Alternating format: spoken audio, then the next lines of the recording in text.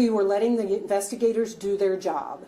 There are certain things that we intentionally do not want to say publicly until they can get a good foothold on the investigation. Welcome back to Media Madness. We're about to look at Cincinnati's police chief's pathetic response to the absolute brutal beatdown that happened in her city on Friday. Let's go. All investigative tools and techniques are on the table, including, were some of these individuals overserved at some local establishments? It is clear to us that alcohol played a part, a significant part, in this incident. I want to thank every citizen who has come forward and provided us with information. Some of those tips have led to the charges being signed. However, for us to have 100 or so people down there involved in and or watching this event, recording with their cell phones, and for us to get only one phone call of this incident is unacceptable in this city. Now, as she goes on in her responses, I am about to rip them apart because I think the majority of how she responded to this incident is insane. But this particular point, I actually happen to agree with. You see this a lot in the schools where kids are beating the crap out of each other in bathrooms and just 19 teenagers with phones are recording them. This is a problem in our society now where nobody wants to step in to help. Everybody wants to get the viral moment for Twitter. And yeah, one 911 call for a beatdown of this magnitude. And if you saw the videos coming out of Cincinnati, it's really horrific. For only one person to have called 911 in that whole situation, it is actually quite shocking.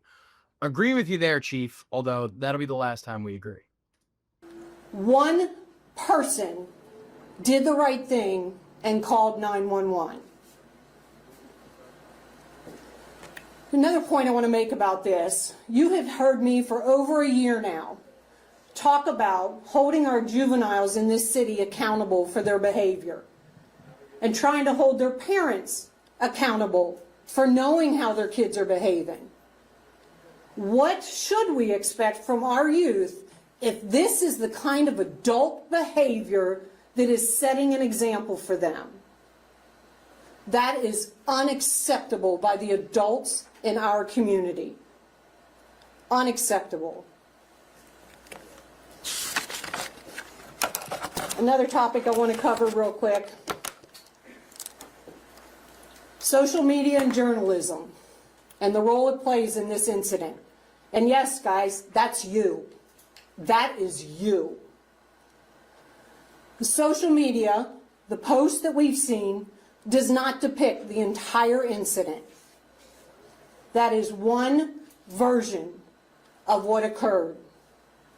Just so we're clear, and we're going to go on. There's a few more minutes left in this video. I watched the beginning part of this video that we have not been watching together. Not once in that whole video does this police chief explain her version, or any version besides the one she's saying is incorrect or out of bounds. There is an information vacuum, and when your department fails at informing the public, yes, social media content creators, the news, people that are talking about the incident are going to fill those gaps.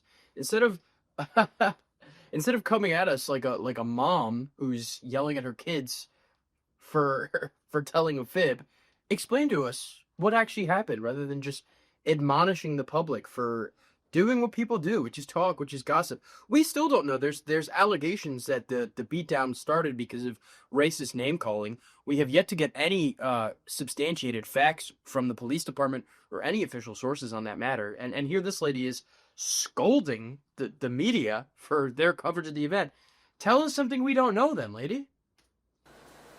At times, social media and mainstream media and their commentaries are misrepresentation of the circumstances surrounding any given event. What that does, that causes us some difficulties in thoroughly investigating the activity and enforcing the law. Because what happens, that social media post and your coverage of it distorts the content of what actually happened. So what actually happened? Tell us. And it makes our job more difficult. My absolute gratitude for the investigators who came in on Saturday as soon as this video was posted and rolled their sleeves up and got to work. They have done an amazing amount of work in a short period of time. When I look to the men and women, if you can see me or hear me now, I want to say thank you to the men and women of CPD. You made this weekend, outside of this one incident, an amazing success for this city. It is because of your hard work that we are able to have such large-scale events here in Cincinnati. And we will continue to do that because of the work that the police do all of the time for this city. To the men and women, if nobody else has told you today, thank you. Thank you for stepping up no matter what is being said about our city, our leadership, our department. I say thank you to every man and woman, civilian and sworn, on this department. Your work does not go unnoticed. Thank you. Chief, did anyone go to the hospital? If so, how many people went to the hospital and what are their conditions? I don't know if they went to the hospital after.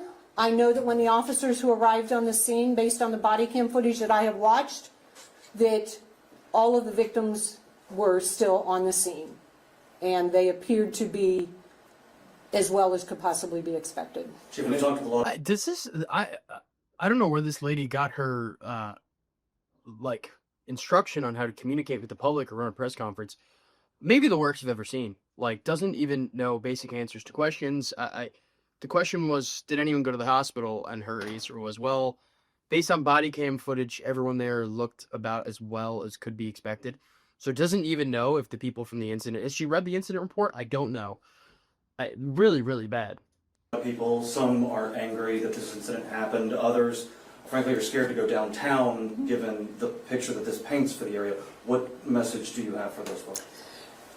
I think what they should be angry about is nobody called the police. Nobody got us there as quickly as we could get there.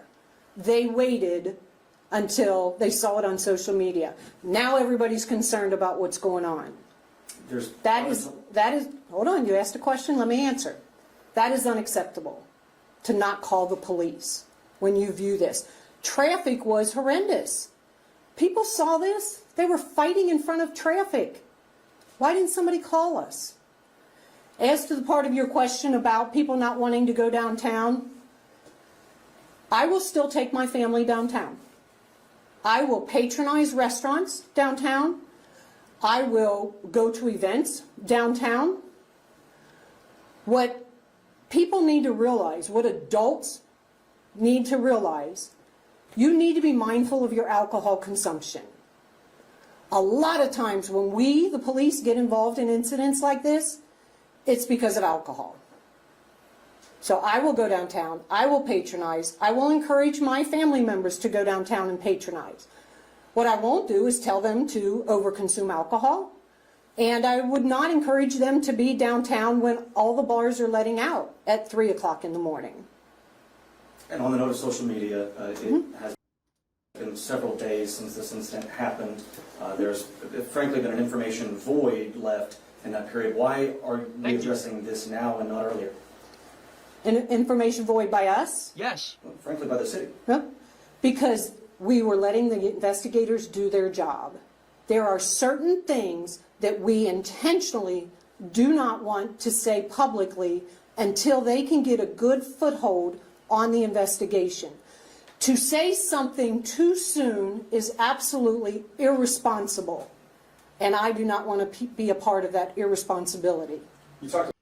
If that's the case, then you cannot bash people for filling in the gaps on their own. I mean, yeah, correct people where they're wrong. Say, this version of the events is not true. You haven't said that to anyone. Just a blanket complaining about the media coverage when it was days. This press conference was yesterday. This was, let's see here. This press conference was 22 hours ago. So this took place on Monday, July 28th at around 4 or 5 p.m. This incident happened on Friday. People had the entire weekend to tweet about it, to post videos, and the storyline now, the narrative goes that a bunch of white people were beat up by a bunch of black people. We don't know. This woman's original reports coming out of Cincinnati say that it was a racially based incident because apparently the white people said some racist thing to the black people. We don't know yet because they still haven't told us anything. But that is the versions of the narrative that are coming out online.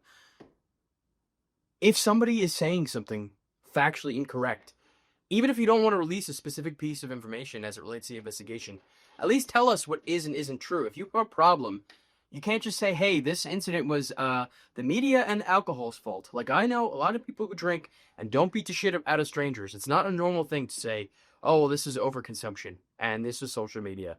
This is narratives gone rampant. I do agree with her. More than one person should have called 911.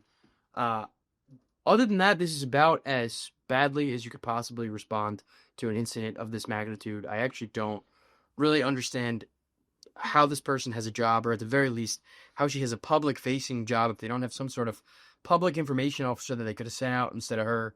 Would have been a lot better.